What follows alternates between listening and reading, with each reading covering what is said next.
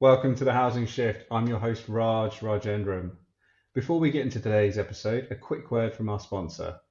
Service Charge Pro is a platform helping housing providers fix messy, spreadsheet-based service charge processes. Service Charge Pro was built to make accuracy easier, compliance simpler, and to help rebuild resident trust. If you're in housing and service charges are a pain point, check out Service Charge Pro. Link in the comments below. Right, on to the episode. Welcome to episode 9 of The Housing Shift. This episode is called Beyond Compliance, What Awaab's Law Really Asks of Housing. So this episode is inspired by the recent legislation that's passed that came into action following the tragic death of a young child called Awaab Ishak. There's been a lot of discourse around the legislation and practically how providers can support their residents more and deal with the specific problem around damp and mould. But what we're here to talk about today is something around the wider context of that legislation and what it means for the sector. With me today is Tom Robbins, CEO of Switchee, someone that's talked a lot about this over the past few months and recently wrote a great article on LinkedIn, which we will put in the show notes around this. So Tom, welcome to the podcast. Hey Raj, thanks for having me here. Tom, before we get started, do you want to give everyone a bit of context about who you are and how you ended up in social housing? Cool. Hi. I'm really proud to be the chief exec of Switchee. Switchee exists to improve the quality of lives for people living in rented homes, and we've been on the same kind of mission now for 10 years now.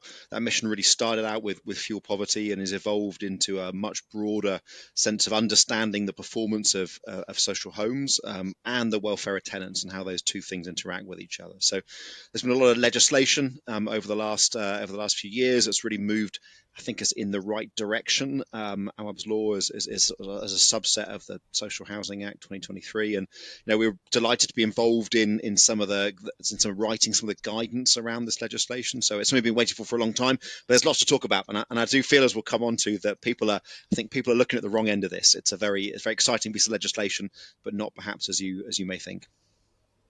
Great, thanks, Tom.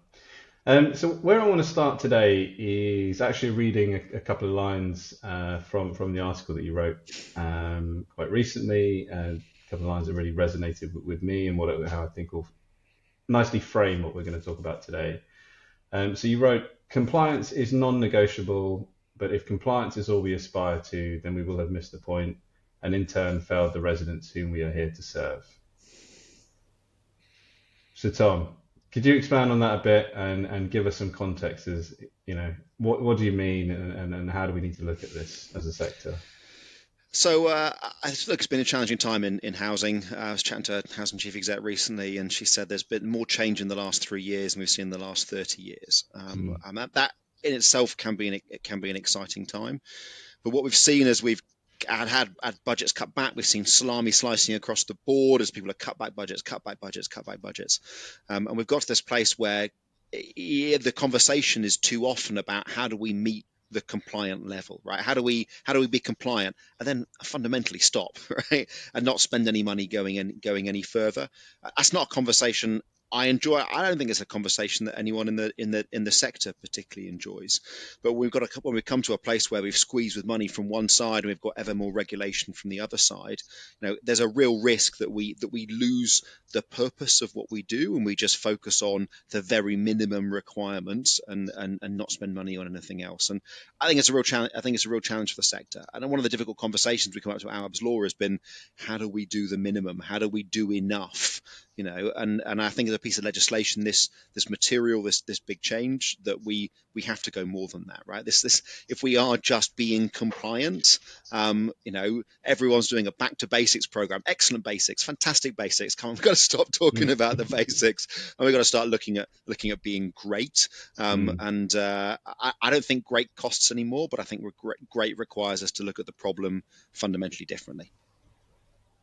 Absolutely. And that segues on nicely onto question 2 in terms of how we frame the problem, because you wrote also that these homes don't exist in isolation and we need to consider the needs of the people that live in these homes as we shape these outcomes. So how has Awaab's law helping or trying to push the sector to move towards that mindset?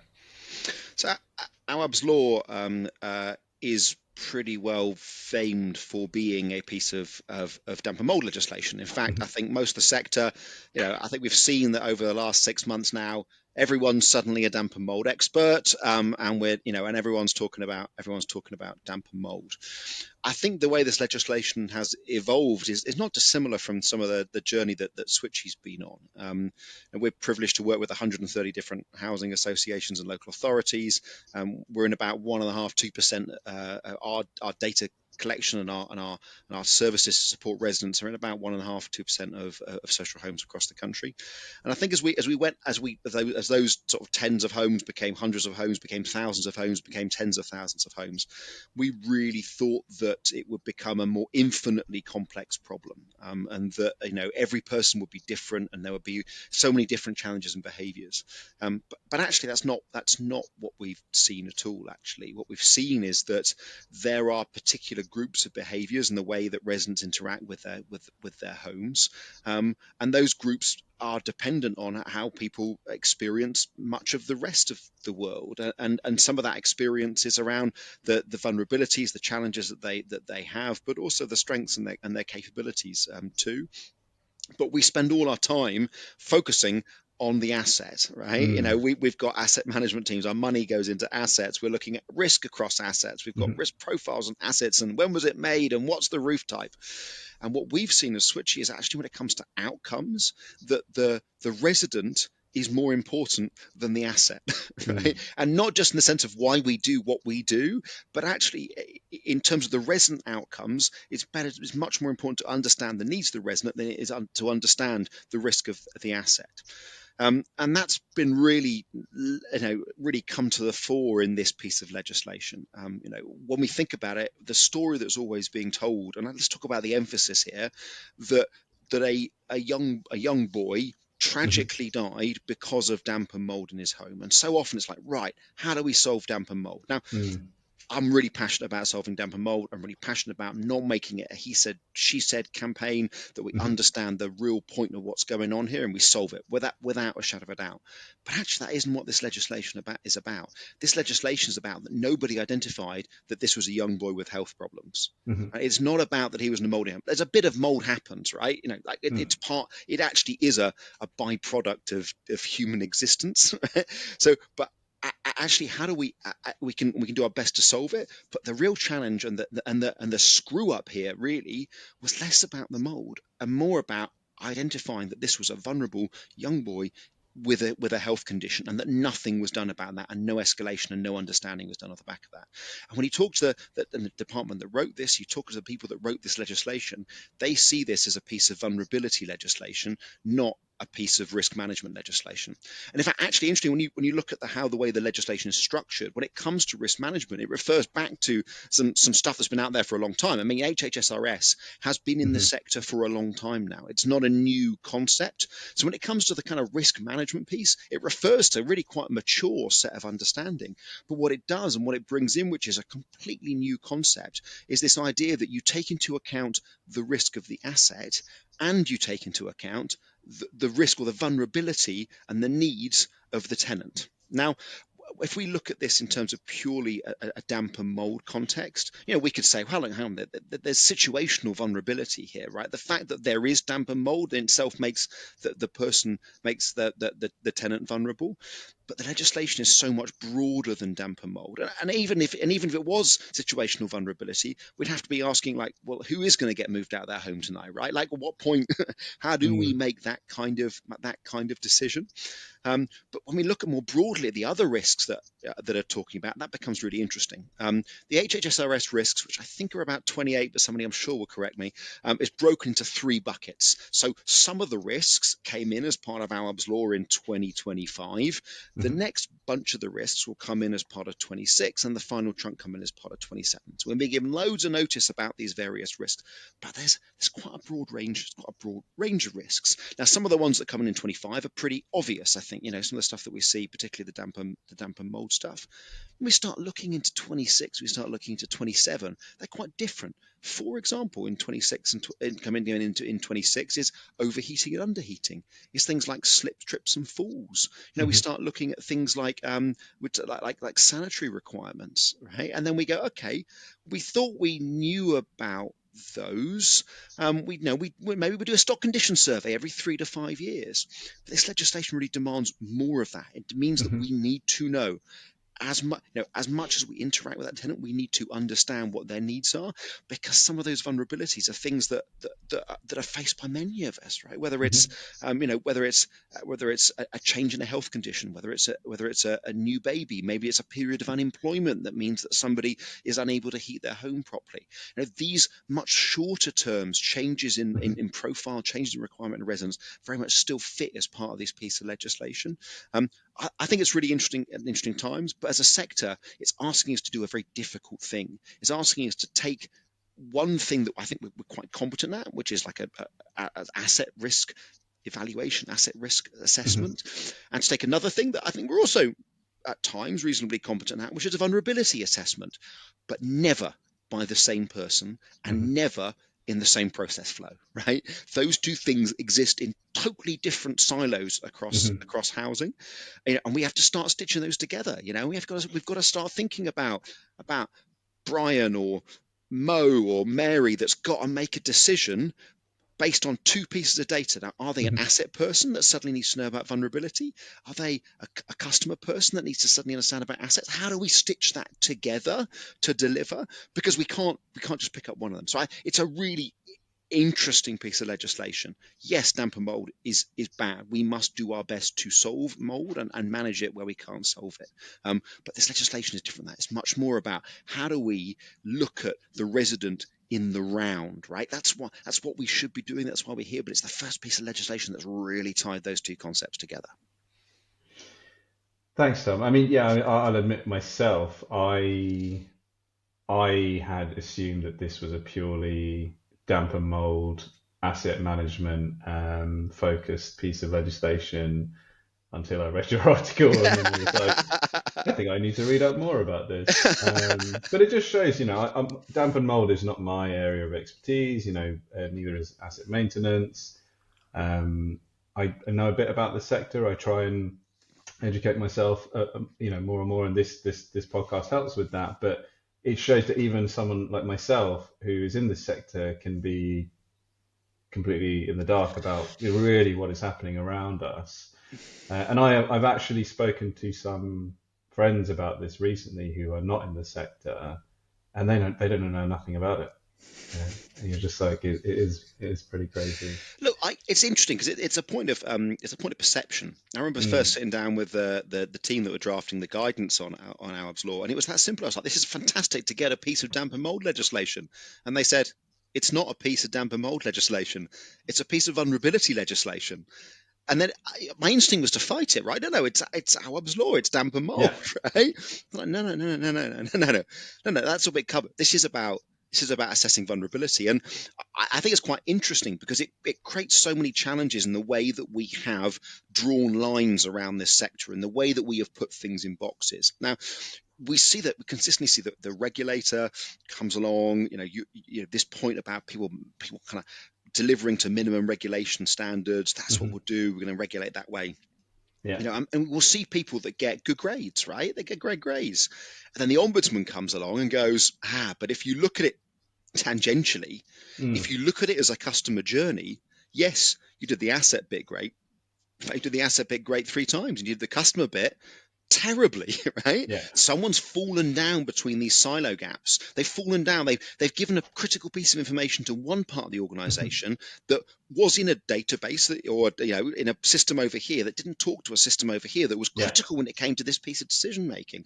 And that's why they're Hmm. getting really hammered, is because the organization knew but didn't take into account decision making. I think this is the first time that we're seeing legislation that's moving forward, moving more towards that ombudsman mindset. And I'm really interested because we're going to see our first, I say judgments. We're going to see our first gradings against this legislation soon. There's a bunch Hmm. of RPs that will be graded after Awaab's law between sort of now and kind of January time, and that's when we'll see where is this going to land, right? Mm, Is this if this is a systems and processes, is it a G grading? Like, does your G grading get hit because you didn't have your Arab's law process together, or is this a customer? Like, and that you can even see in those two gradings, there's this contrast between these two silos that mm. we operate the sector under. How do you stitch them together, right? Is it, do I hit your G or do I hit your C? Am I going to hit both of them because you haven't got this under control? I think it's really interesting. I think we're all, as a sector, a little bit on the edge of our seat, awaiting this next piece of these first kind of judgments, these first kind of reviews to come out.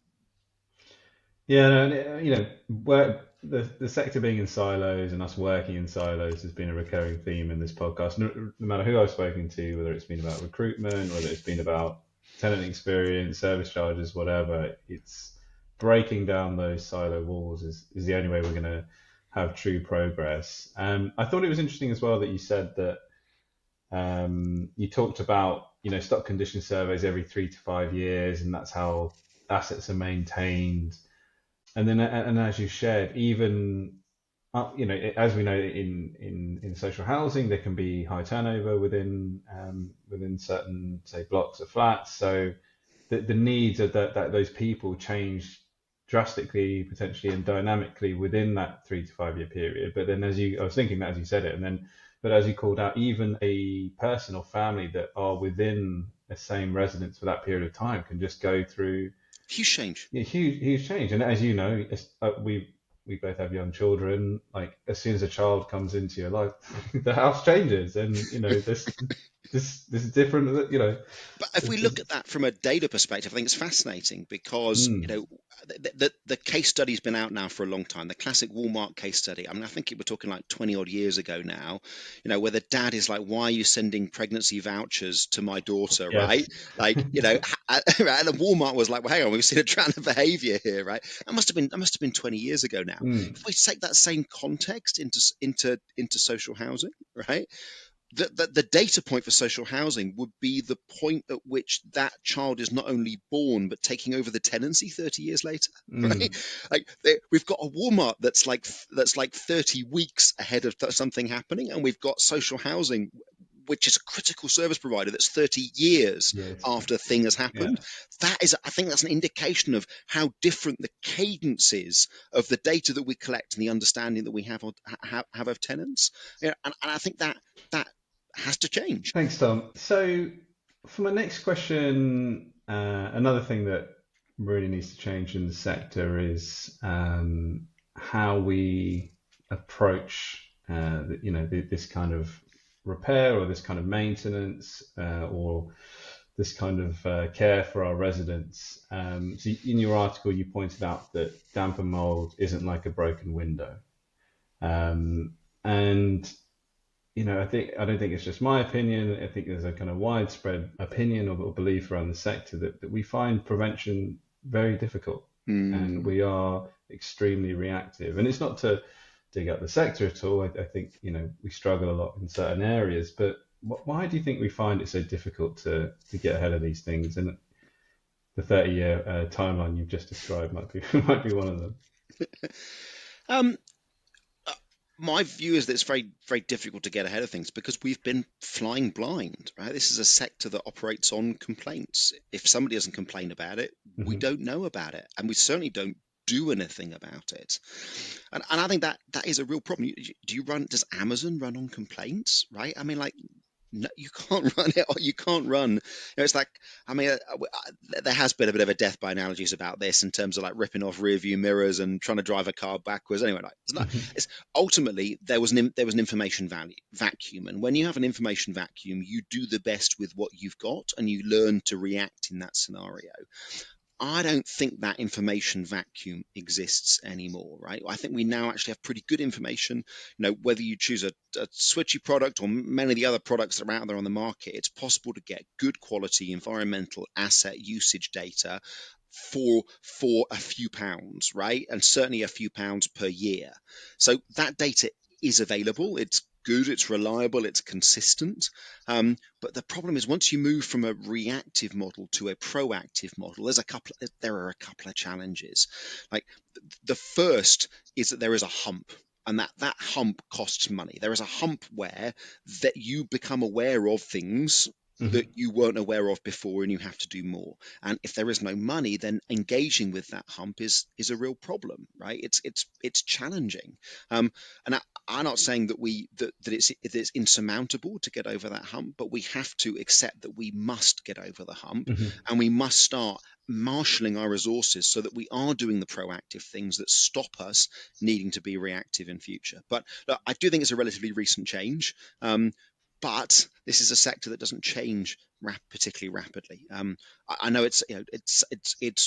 I think we've got some of the. If you look at the skills that we have in the sector, we've got people that are great with people, right? We've got Hmm. people that are fantastically resilient. We've got people that are socially orientated. You come through, they're absolutely committed to a social cause, right? We've got some fantastic people, right?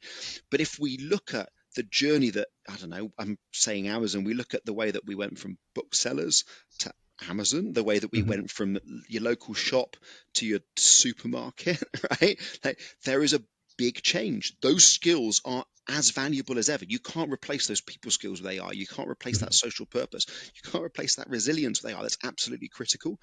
But we need to stop rewarding the firefighters. We need to stop promoting the firefighters. And we've got Hmm. 30 years of them coming, 40 years of them coming up through the ranks. And we need to reward people that, we need to reward people that are building processes that are preventative, that are much more numbers orientated, they're much more statistically based, right? That have a different set of skills. And I think we're really lacking those skills in the sector. We're lacking transformation capabilities. We're lacking numeracy. We're lacking data literacy. Now, I'm quite excited. Again, it's something I've spoken about recently, but I think there's a real opportunity for AI to help us make a jump in a way that we wouldn't have been able to without it, to actually remove the need for some of that data literacy and some of Hmm. that more complicated, like real, like data science. I think we can replace a lot of that with AI, and we don't need to bring people into the sector, but we can then use that data to help better inform the fantastic Hmm. people that we've got at the coalface. But we have to accept it's a change. And the one thing I know we see is very difficult for the sector is there just isn't a lot of transformation capability. You're like, cool, who's done a really fantastic transformation process that's changed their operating model? Just not not a lot. Yeah, I think you're right. The possibilities with technology, certainly with AI, in terms of breaking down these silos, connecting data points, analyzing data at speed and accurately, are going to unlock or leverage, provide leverage for these customer facing roles. And then, as you said, also we're not going to we can't replace that element of care that No, our, absolutely our not. sector No. thrives on, but we have to empower them. And Um, inform them, right? And that's really, we're at a stage now where that's pretty much possible, right? So I love a podcast. I think it's really helpful for my brain to process things. I can double track stuff. I find it really helpful, right? It's absolutely possible now to get the asset management record into a podcast as you're driving to have a conversation with a customer, right? That's not a mhm, particularly difficult bit of tech. Two yeah, people in a familiar voice will have a chat through everything that we know about that customer, whether it's the vulnerability, whether it's the yeah, conditions in their home. I think we don't need to be you don't need to be looking at the data. Now we can now deliver the format in the way mhm, that it's needed, yeah. right?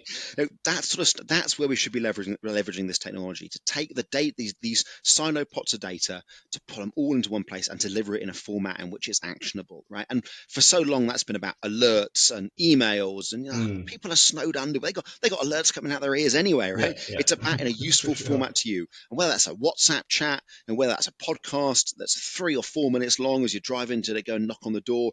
That's where we can use technology to make this wealth of data accessible.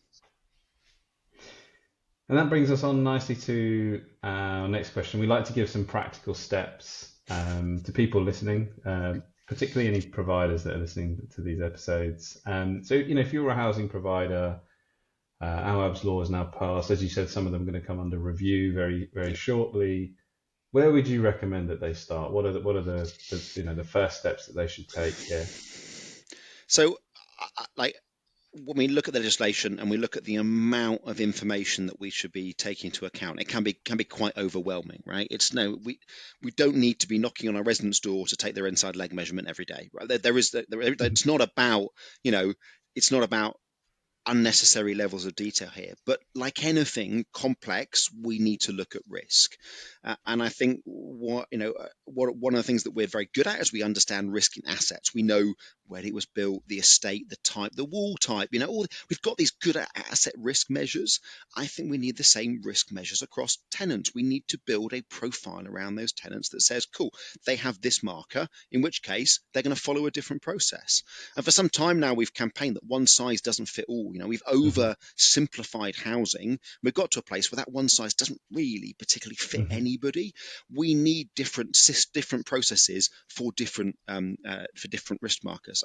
There's a fantastic. I mean, I've seen some people really starting to run with this concept now. I think Places for People are really leading the way. Some of the stuff that Naomi Sweeting's doing is absolutely brilliant. If you look at how do we understand the requirements, these kind of groupings of our tenants, and then we can respond with different levels of support, different access to services, different level, because to understand those risk groupings. So I think one of the things is the thing that people should be doing is not just looking at a risk profile across their assets, but having a risk profile across their tenants and the ability to do something different in the event of a combination of those risk profiles.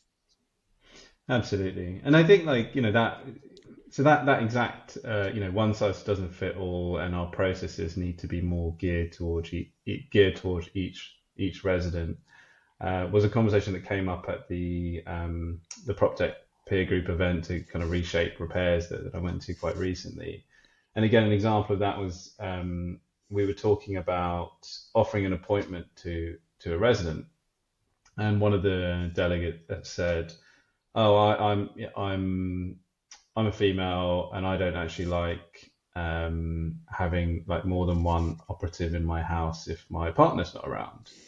But then she said, "But if it's going to be a 2 month delay, I might decide to kind of like just go with the risk or whatever." And it was quite interesting, kind of plotting out that workflow in the workshop. But then it kind of struck me that actually, you know, even 5 years ago, 10 years ago, we would have been like, this is just too complicated, too crazy. But now technology does allow us to do this, and it is manageable. We don't need a lot of people kind of managing these processes, especially around scheduling and, in this particular example. So I feel like, there isn't a kind of excuse to hide behind around complexity when it comes to just having more granular processes.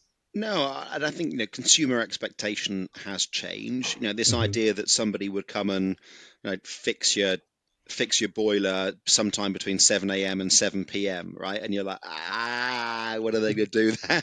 It's really painful. But we don't have that anymore. Hmm. But what we can do with some smart scheduling is, if you're prepared to accept that range of times, we can have someone with you tomorrow. But if you need to know to the hour, then it's probably going to be next Tuesday, right? It's sort of Yeah. up to you, And I think that's how we can give some sort of optionality. Some people are going to want that certainty and be prepared to wait. And I think it's just giving people that optionality is better for us, and it's absolutely, it's better for them too. Absolutely. I mean, every resident I speak to online or on or in person, choice is just a fundamental thing that Just they want.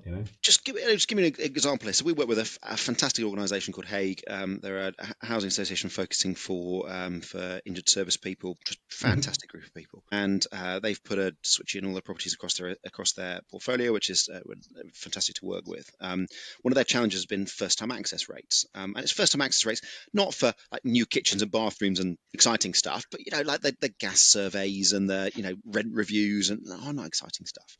And they were getting a first time access rate of about 65%, which I've got to say is actually pretty good across the sector. Right? Yeah. Um, and that's based on a real old school, I'm going to send you a letter, I'm turning up next Tuesday. right? Like Yeah. that real kind of 7 till 7, sometime in that window. So we use the Switchee device with a screen and send a message. And just to give you how simple that optionality was, we're talking about 4 choices here, right? This is not down to the minute. This is not like tracking with a unique code so you see where your Uber delivery is. No, this is, do you want me to come? Tuesday morning, Tuesday afternoon, Wednesday morning, Wednesday afternoon. Right? That is the level of granularity of choice that we're offering people. With that level of granularity of choice, we're able to increase first-time access rates from 65% to 99%. It doesn't take much. This is not about moving to space age levels of tracking. Yeah. This is about just a basic ability to communicate some optionality to residents, and you can achieve amazing things. And those are big savings, right? You get a third of a person back, right? A third extra free for the sake of a very simple question. So we really believe that technology can bridge that, where it doesn't need to be the nth degree.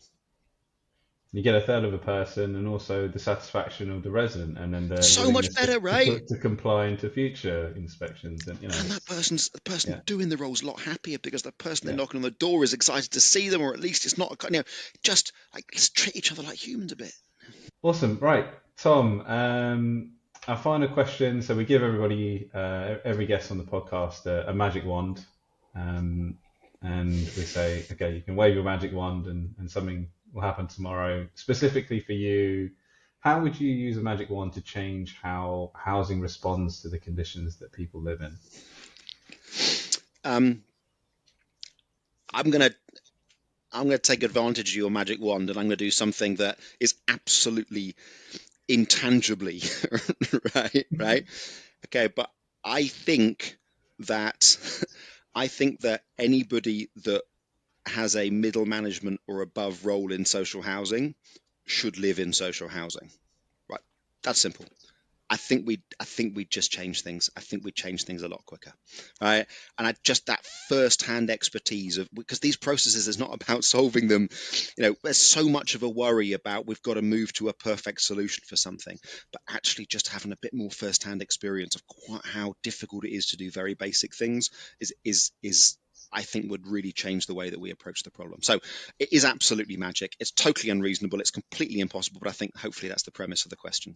Well, that is. I mean, that's a very powerful suggestion. I think when we had Matt Baird from the Social Housing Roundtable on the podcast, he made a comment that no exec housing director had ever done the role of a modern housing officer, so they were kind of detached from understanding how that role works, and the needs around that. But you've gone one step further, and I think. I just think we go, Yeah. cool, right? Cool. You got one to repair. Yeah, Go. there you go. See you get on. I just think we look, and that's not in any way. It's not in any way a criticism, right?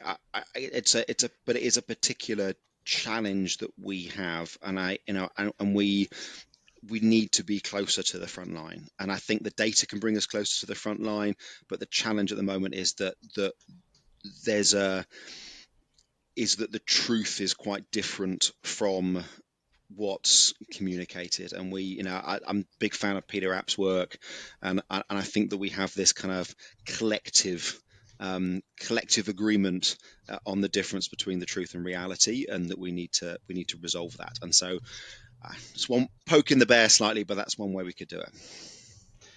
That's what we're all about. We're not going to get shift without poking the bear. So, yeah, I mean, this is a significant and difficult moment for the sector, but as you've highlighted, and as as I believe as well, the pace of change really matters now. We really need to take action and move on to avoid any other further tragedies. Thank you for helping us make sense of what needs to happen, and the insights you've shared today. Thank you for the invitation. Great to see you. Awesome. It's been great having you on. And thanks everyone for listening. If you enjoyed this episode, please subscribe on YouTube and Spotify. And I'll catch you on the next Housing Shift.